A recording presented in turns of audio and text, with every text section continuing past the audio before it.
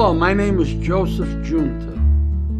I am a heart transplant recipient. I'm here to tell you about the Heart and Soul Walk we have every October up in Verona Park in Verona, New Jersey. It's in memory for Mary Ann Ahern, who received a heart transplant, and later on, around 10 years later, she passed away, but of other complications, nothing to do with the heart. So their family started a fundraiser. Ladies and gentlemen, I'd like to introduce the guy that started it all, Mr. Thomas Ahern.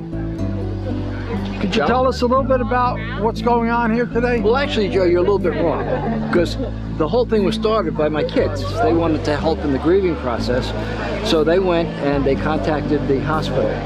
And then with the hospital, North Beth Israel. And then they felt that this would be something to further the awareness of organ transplantation. Do you have any children around you now that you can invite in on this discussion? Yeah, Jennifer's here. Okay. Jennifer. How are you? This is Mr. Giunta. How you doing? Nice to meet you. Jennifer can give you, a lot more insight into what went in with the initial planning and contact with the hospital. Tell us about it. To be honest, the idea came to me about 12 days after my mother passed away.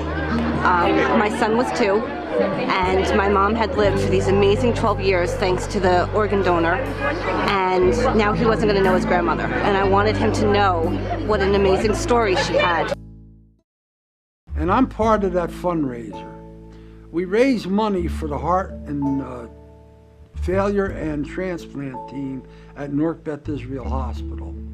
We do this so that the people waiting, like myself, back in 2008 when I was stricken,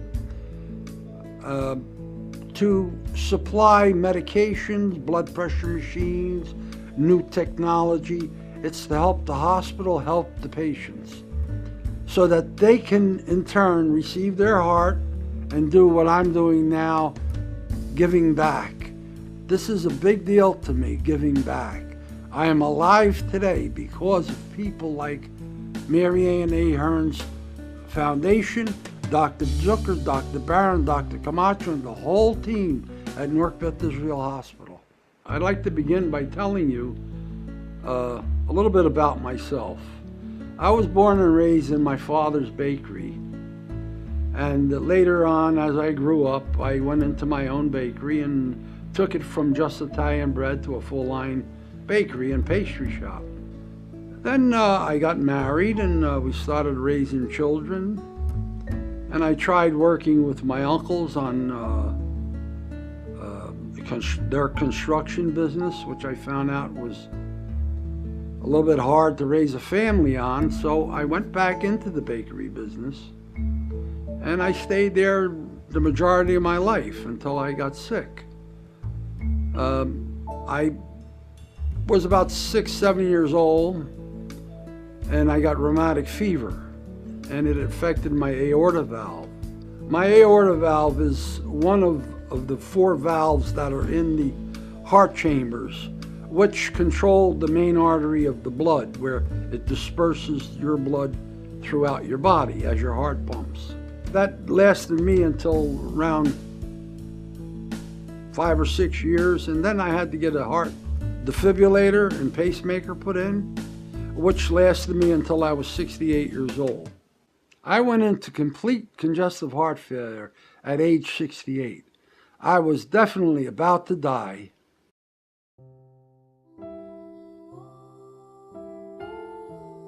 After 5 days at a local hospital, I was then transferred by ambulance to North Beth Israel Medical Center.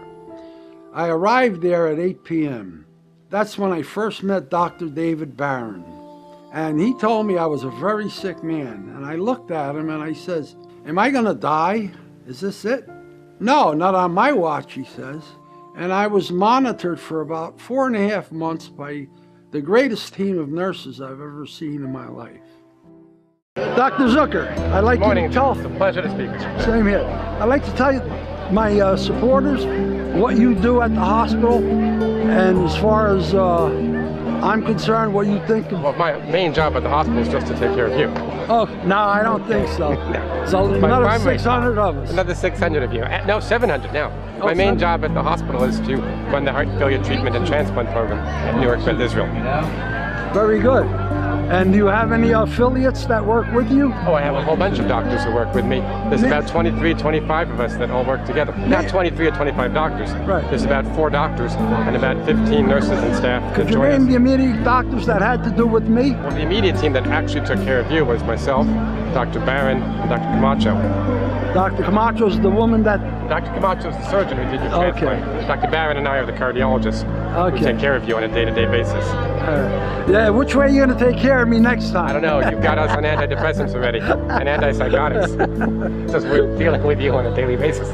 Well, thank you very much, It's Doctor. a pleasure working with you. I know you got to take off. Many years to come. Thank you very much. Thank you.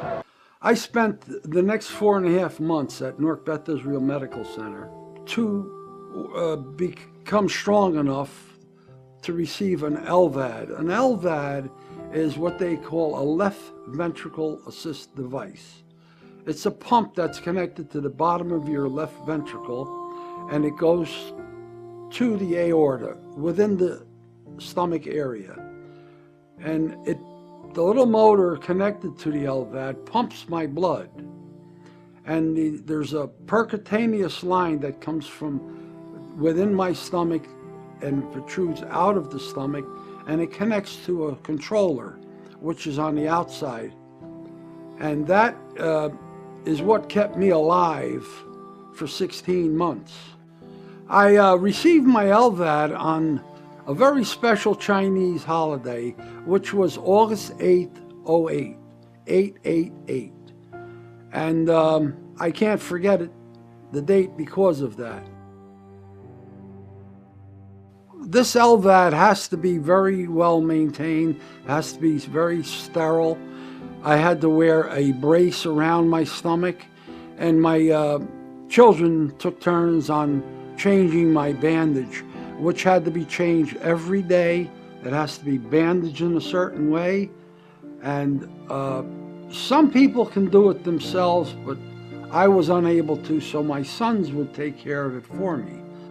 After the LVAD was installed, I found it very difficult to go around as a normal human being, even though I was alive and well. It was very uncomfortable and cumbersome, so I went to work on inventing a vest. Here's my vest that I invented, and if you notice, it's self-contained. The controller was held here, the batteries were held on each side here. I had a pocket for my eyeglasses and a pocket for my cell phone. And if I had to get out of the vest, all I had to do is pop these open, and it would just hang off my shoulders. Nothing would interfere. It would be self-contained, which made it very, very comfortable for me to maneuver, go visiting friends and neighbors, and live a normal life. That life lasted for 16 months.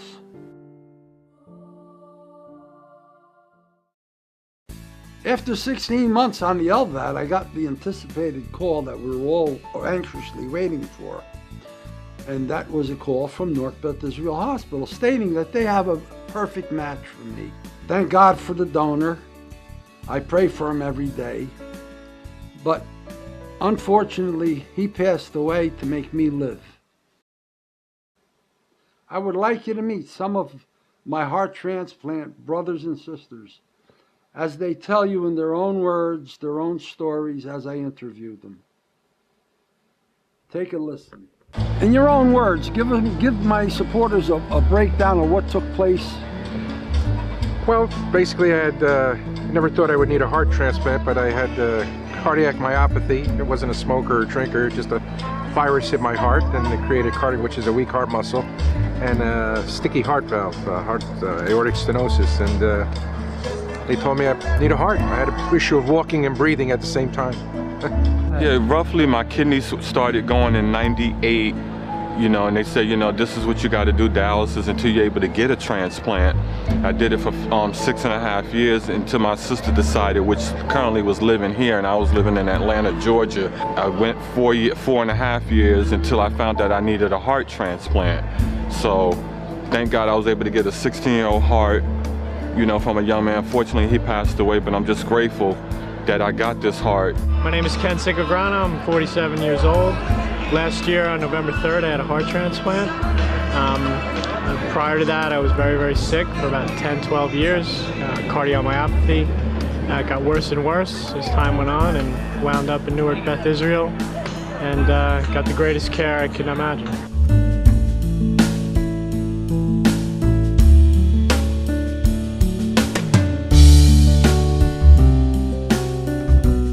So you would say that Newark Beth Israel Hospital has helped you out? Oh yeah, they're great.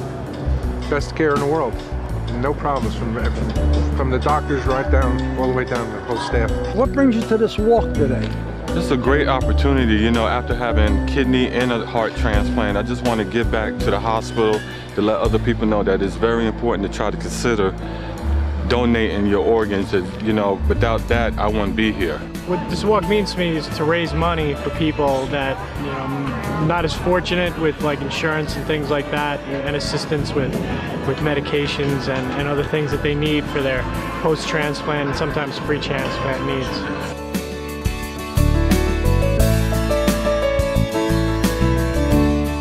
Well, at the hospital, we volunteer every Thursday down there at Beth Israel, called the group called the Hearty Hearts. It's a support group. With that, we go to speak to patients on the floors who have been transplanted or are waiting to be transplanted, and try to address any concerns they might have about the operation and what's to come, and medications that they will soon be taking. Hi, I'm Kim Cook, and I am Director of Community Relations and Volunteer Services. These guys are a gem. The hospital would not be the same without them. They are the best ambassadors we could possibly have to speak to Beth Israel and the quality care and service that we provide. These folks go around, and what they do is they speak to the people who were in their shoes. They're the only people who can really do that, to talk about what it's like to be waiting for a heart, what it's like, how it changes your life after you get one. And they agree to give up their time and their spirit to bring joy and hope and encouragement to the other people that are waiting. So they provide a service that no doctor or nurse or social worker can provide. And without them, it would not be the same. I work at Newark Beth Israel Medical Center in the Foundation office, and I'm the event planner. I organized this walk. This is the 10th year of Heart and Soul Walk. We started 10 years ago with the family of Marianne Ahern. In her memory, she was the 11th heart transplant recipient at the hospital, and after she passed away from unrelated causes, her family wanted to do something to give back. So for 10 years I've had the pleasure of meeting and working with heart transplant recipients at the hospital, and we've raised over $350,000 to be able to help patients of the heart failure and heart transplant program at Newark Beth, and I'm just thrilled to be a part of it. And all the money that's raised here goes for the heart failure and heart transplant, right? All for the benefit of heart failure and transplant patients at the Beth. I am fortunate to have my husband here with me today because of the great work that Newark Beth Israel does, as well as organizations like the Hearty Hearts.